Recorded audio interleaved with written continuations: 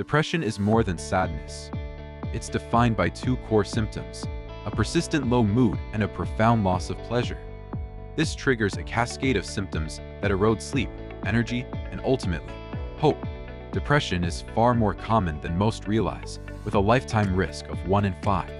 It's a global crisis, affecting over 350 million people each year. By 2030, it is projected to become the leading cause of disease burden worldwide. While we have many therapies, from drugs to brain stimulation, they have major limitations. First-line drugs take weeks to work, and critically, a third of patients, over 100 million people, see no improvement. They are treatment-resistant.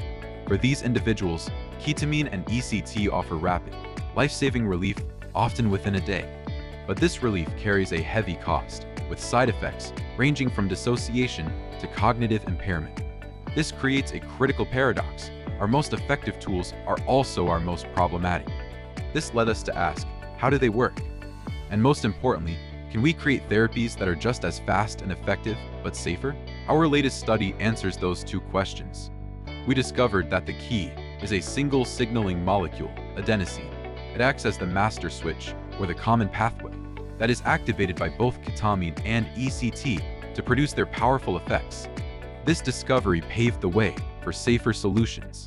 We applied it directly to design next-generation drugs that preserve benefits while minimizing side effects. Furthermore, it unveiled a potent, non-invasive option, using controlled breathing to engage this natural pathway and achieve rapid antidepressant results. So, how does this work? It boils down to energy. Neurons are energy hungry and must balance their energy currency, ATP.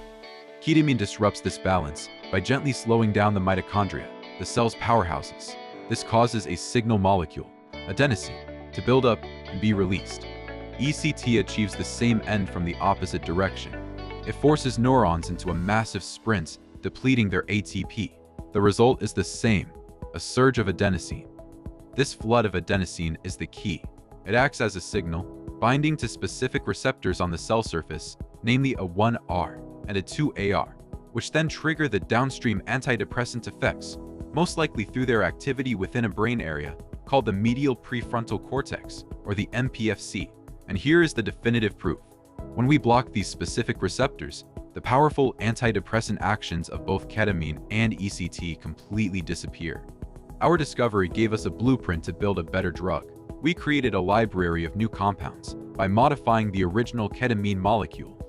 We then tested which ones were best at flipping the adenosine switch and found several clear winners that were far more potent than the original. When we tested our best candidate in preclinical models, it was effective at a dose 5 times lower than what's required for ketamine.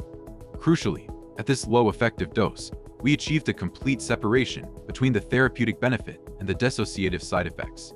Finally, we asked if we could trigger this pathway naturally, using a safe protocol called acute intermittent hypoxia. We did just that. This controlled breathing released adenosine and produced a robust antidepressant effect entirely dependent on the same pathway. These strong results have now paved the way for clinical trials in humans. This work was made possible by an incredible team. I'm Minmin Luo, the project lead. Key experiments were driven by co-first authors Shenyu Yue and Na Wang, with dedicated support from my entire lab. We thank our collaborators, Xiaohui Wang for chemical synthesis, and Yulong Li and Zhaofa Wu for the essential sensor technologies. We are also deeply grateful for the vital support from our funding agencies, shown here. Thank you all.